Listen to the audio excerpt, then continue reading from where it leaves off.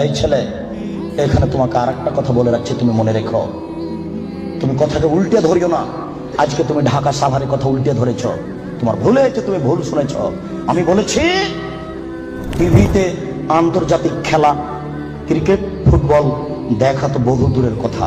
আমি বলেছি আন্তর্জাতিক খেলা টিভিতে দেখা তো বহু দূরের কথা, আন্তর্জাতিক খেলার গল্প যেখানে চলে সেখানে বসে থাকাও হারাম। দেখি কোন মায়ের বেটা এই ফটোকে উল্টে ধরতে পারে। আর তোমার বাড়ির উপরে, 5 তলা বাড়ির উপরে অনেকগুলি পতাকা, তার একটা হচ্ছে ব্রাজিলের পতাকা। তুমি ব্রাজিলকে চিনো কে? তুমি কি ব্রাজিলকে চিনো কে? আচ্ছা, তুমি কি কোনোদিন ভেবেছো ব্রাজিলকে? তোমার বিদ্যা তো নেই, তোমার কি একটু বুদ্ধিও নেই? তুমি কি মানুষই নও? রাজশাহী চাঁপাইনবাবগঞ্জের ভাষাতে তুমি কি অমানুষ? তোমার ভিতরে কি কোনো মানবতাই নেই? ওরা ইহুদি, ওরা খ্রিস্টান, ওরা ইহুদি, ওরা খ্রিস্টান।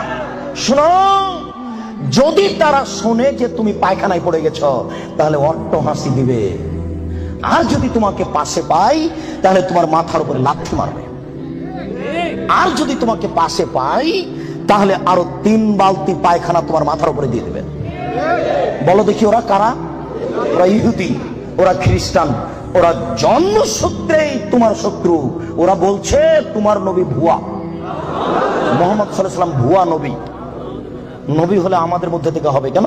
ইব্রাহিম আমাদের, সুলাইমান আমাদের, দাউদ আমাদের, মুসা আমাদের, ঈসা আমাদের, ইয়াকুব আমাদের, ইউসুফ আমাদের, সব নবী আমাদের। মুহাম্মদ নবী হলে ইহুদি খ্রিস্টানদের মধ্য থেকে হবে, আমাদের মধ্য থেকে হবে। আরে মুহাম্মদ নাকি পৌত্তলিকের মধ্য থেকে হয়েছে। ছি ছি ছি ছি ছি, এখানে নবী হবে? ছি ছি ছি ছি ছি, এ ভুয়া নবী। তুমি তার পতাকা মাথার উপরে তুলো কাপুরুষ।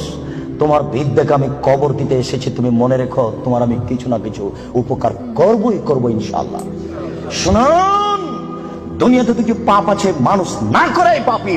ফুটবল, ক্রিকেট, র্যাকেট খেলা যায় ওই সময়তে যখন টাকার হারজিত থাকবে না, শরীর চর্চা থাকবে, তখন যায়। ফুটবল, ক্রিকেট, র্যাকেট, ভলিবল এগুলো খেলা যাবে ওই সময়তে যখন টাকার হারজিত থাকবে না, শরীর চর্চা হবে।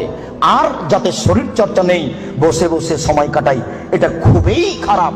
চৌসা, ছক্কা, লুডু, দাবা, পাঞ্জা, ক্যারাম বোর্ড, তাস, গেমস এইসব খেলায় যদি কেউ অংশগ্রহণ করে তাহলে সে তার হাতকে শরীর শুকুরের রক্তের মধ্যে ডুবিয়ে দিয়েছে।